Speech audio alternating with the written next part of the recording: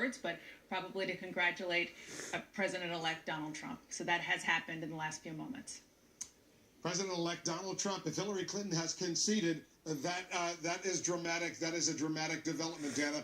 And to hear the words President-elect, we haven't yet projected that, but Hillary Clinton, what you're saying, has now made a formal telephone call to Donald Trump to concede. Is that right? That's correct. I'm talking to a source who was there for it and telling me that conversation did happen. Our Sam Feist is also hearing from a different source that conversation did happen. So Hillary Clinton has made it very clear to her opponent that she believes that he will be the next president of the United States and not her. And you're also hearing she is still not going to speak tonight. Donald Trump, momentarily, we assume he will be speaking, addressing that very enthusiastic crowd there, but she won't. We don't have any indication that the plans that John Podesta, her campaign chairman, announced publicly are going to change, but it's pretty clear that phone call gave a green light to Donald Trump to make his speech. So if her aides, Jake, are telling her it's over, and she makes that phone call to Donald Trump congratulating him on winning the presidency, they've given up at this point, and Hillary Clinton has done what she thinks is the right thing. Well, they can look at the map and see the facts and the math, and the fact is that as John King has been saying now for some time, if you look at Pennsylvania, there just are not the votes there for Hillary Clinton. It's impossible to think that she's going to win that state, and if Donald Trump wins that state, that's the enchilada. That's the whole ballgame. You know, it's at a moment that we want to make another major projection right now.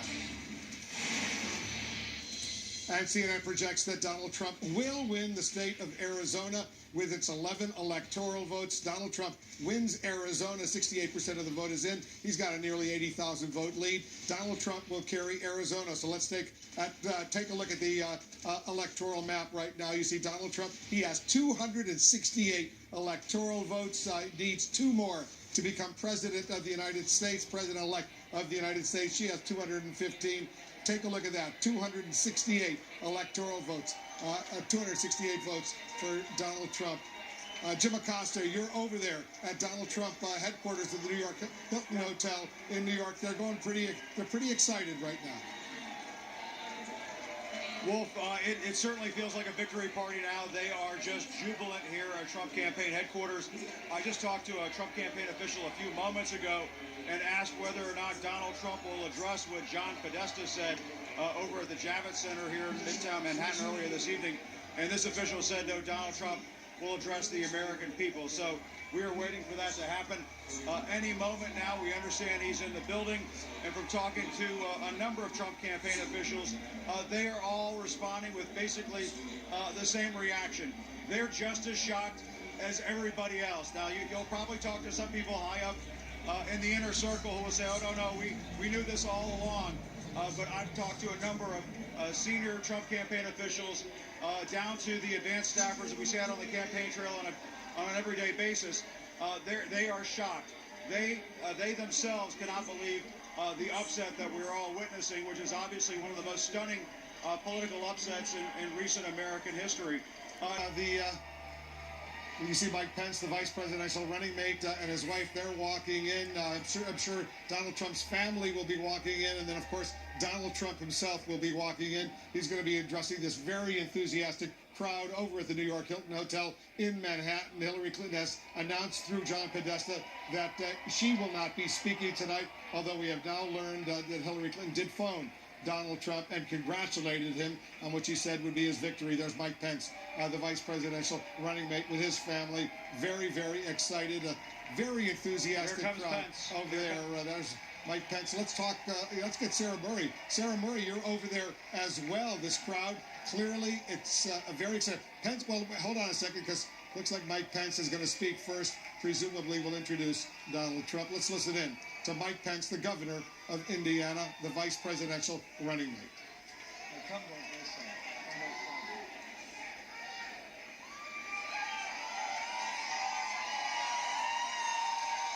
This is a historic night.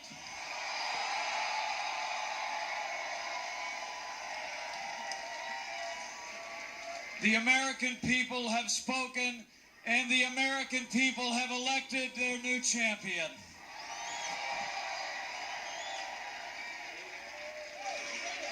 America has elected a new president, and it's almost hard for me to express the honor that I and my family feel that we will have the privilege to serve as your Vice President of the United States of America.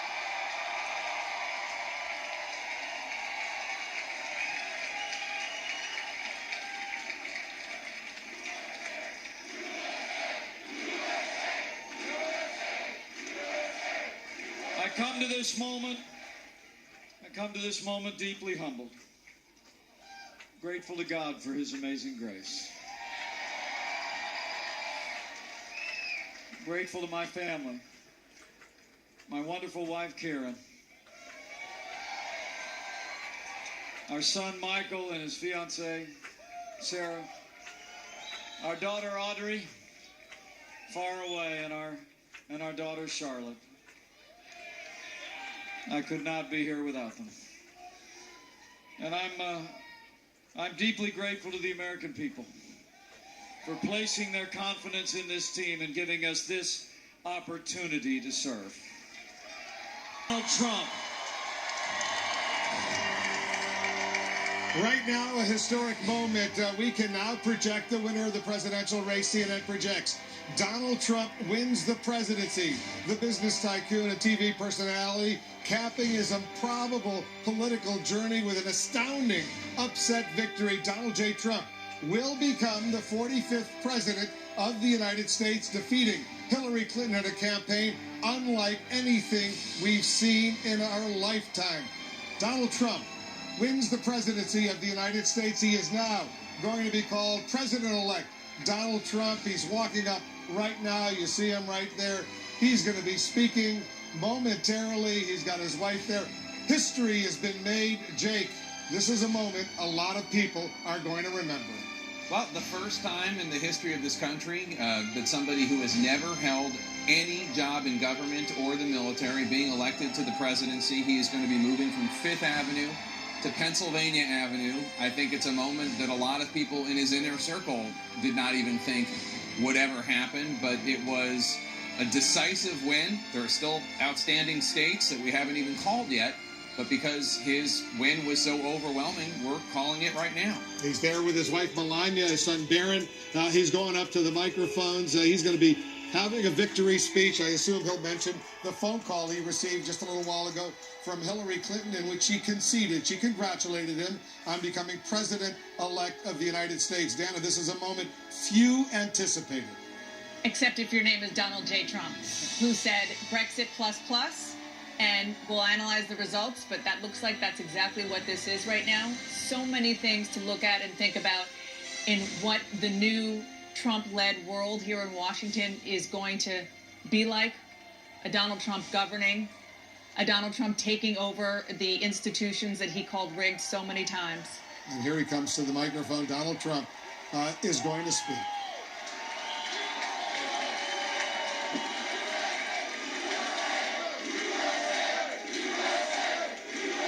Thank you. Thank you very much, everybody. Sorry to keep you waiting. Complicated business. Complicated. Thank you very much.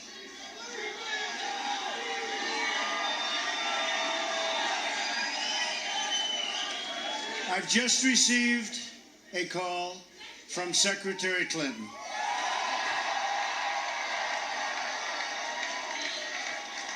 She congratulated us, it's about us, on our victory. And I congratulated her and her family on a very, very hard-fought campaign. I mean, she fought very hard.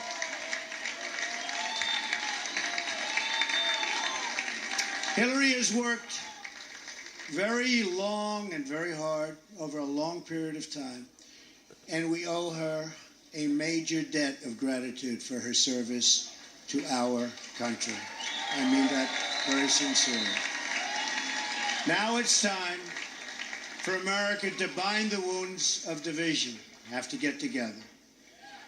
To all Republicans and Democrats and independents across this nation, I say it is time for us to come together as one united people.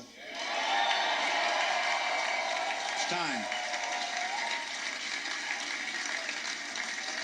I pledge to every citizen of our land that I will be president for all Americans, and this is so important to me.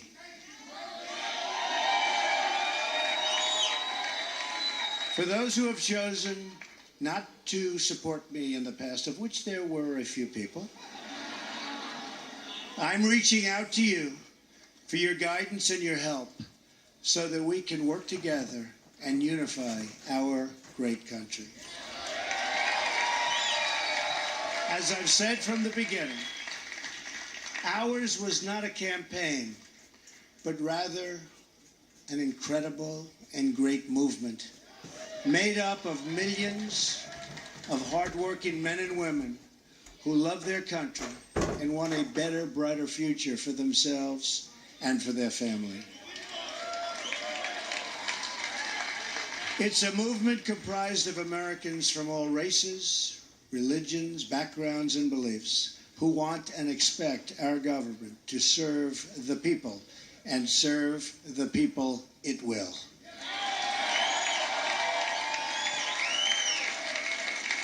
Working together, we will begin the urgent task of rebuilding our nation and renewing the American dream.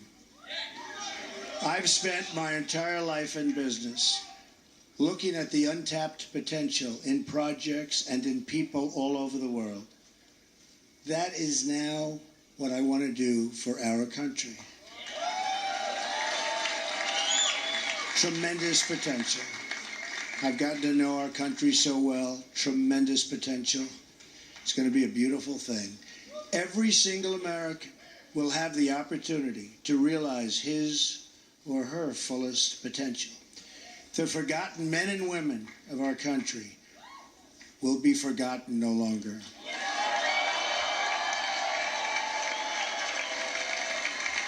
We are going to fix our inner cities and rebuild our highways, bridges, tunnels, airports, schools, hospitals.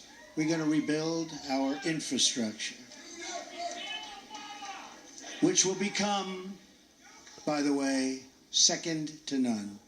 And we will put millions of our people to work as we rebuild it. We will also finally take care of our great veterans. We've been so loyal, and I've gotten to know so many over this 18-month journey. The time I've spent with them during this campaign has been among my greatest honors. Our veterans are incredible people. We will embark upon a project of national growth and renewal. I will harness the creative talents of our people, and we will call upon the best and brightest to leverage their tremendous talent for the benefit of all. It's going to happen. We have a great economic plan. We will double our growth and have the strongest economy anywhere in the world. At the same time, we will get along with all other nations, willing to get along with us. They will be. We'll have great relationships. We expect to have great relationships. No dream is too big, no challenge is too great. Nothing we want for our future is beyond our reach. America will no longer settle for anything less than the best. We must reclaim our country's destiny and dream big and bold and daring. We have to do that. We're going to dream of things for our country, and beautiful things and successful things once again. I want to tell the world community that while we will always put America's interests first, we will deal fairly with everyone, all people and all other nations. We will seek common ground, not hostility, partnership, not conflict. And now, I'd like to take this moment to thank some of the people who really helped me with this, what they are calling tonight, very, very historic victory. First, I want to thank my parents, who I know are looking down on me right now. Great people. I've learned so much from them. They were wonderful in every regard. I had truly great parents. I also want to thank my sisters, Marianne and Elizabeth, who are here with us tonight. And where are they? They're here someplace. They're very shy, actually. And my brother Robert, my great friend. Where is Robert? Where is Robert? My brother Robert. And they should all be on this stage, but that's okay. They are great. And also my late brother Fred, great guy, fantastic guy. Fantastic family. I was very lucky. Great brothers, sisters, great, unbelievable parents. To Melania and Don.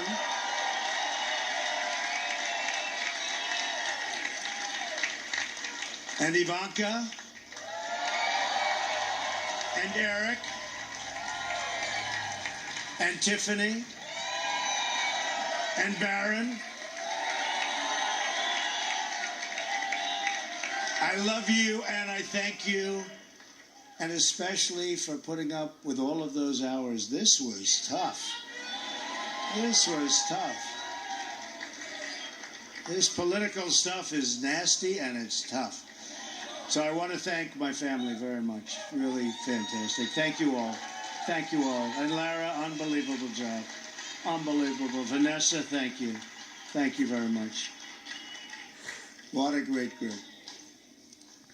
You've all given me such incredible support, and I will tell you that we have a large group of people. You know, they kept saying we have a small staff. Not so small. Look at all the people that we have. Look at all of these people. And Kellyanne, and Chris, and Rudy, and Steve, and David. We have got tremendously talented people up here, and I want to tell you, it's been very, very special. I want to give a very special thanks to our former mayor, Rudy Giuliani. Unbelievable. He traveled with us and he went through meetings. And see that, Rudy? Never changes. Where's Rudy? Where is he?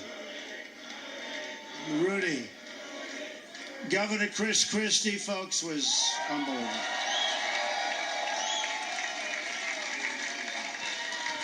Thank you, Chris.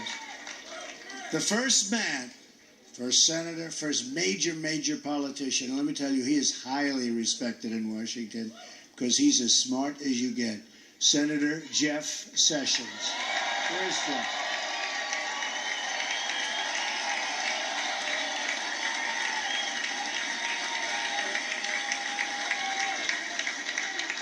Great man. Another great man, very tough competitor. He was not easy. He was not easy. Who is that? Is that the mayor that showed up? Is that Rudy? Oh, Rudy got up here. Another great man who has been really a friend to me. But I'll tell you, I got to know him as a competitor.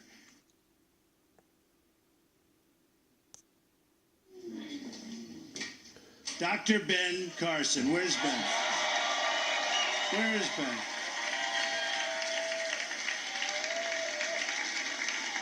And by the way, Mike Huckabee is here someplace, and he is fantastic. Mike and his family, Sarah, thank you very much. General Mike Flynn. Where is Mike? And General Kellogg. We have over 200 generals and admirals that have endorsed our campaign, and they're special people, and it's really an honor. We have 22 Congressional Medal of Honor recipients. We have just tremendous people. A very special person who believed me, and you know, I'd read reports that I wasn't getting along with him. I never had a bad second with him. He's an unbelievable star. He is, that's right. How did you possibly guess? So let me tell you about Reince. And I've said this. I said Reince, and I know it. I know it. Look at all those people over there. I know it. Reince is a superstar. But I said, they can't call you a superstar, Reince, unless we win. Because you can't be called a superstar like Secretariat. If Secretariat came in second, Secretariat would not have that big, beautiful bronze bus at the track at Belmont. But I'll tell you, Reince is really a star. And he is the hardest working guy. And in a certain way, I did this. Reince, come up here. Where is Reince? Get over here, Reince. Boy, oh boy, oh boy. It's about time you did this, Reince. Huh? My God. Well, say a few words. All right, come on. Say something. Ladies and gentlemen, the next president of the United States, Donald Trump. Thank you. It's been an honor. God bless. Thank God.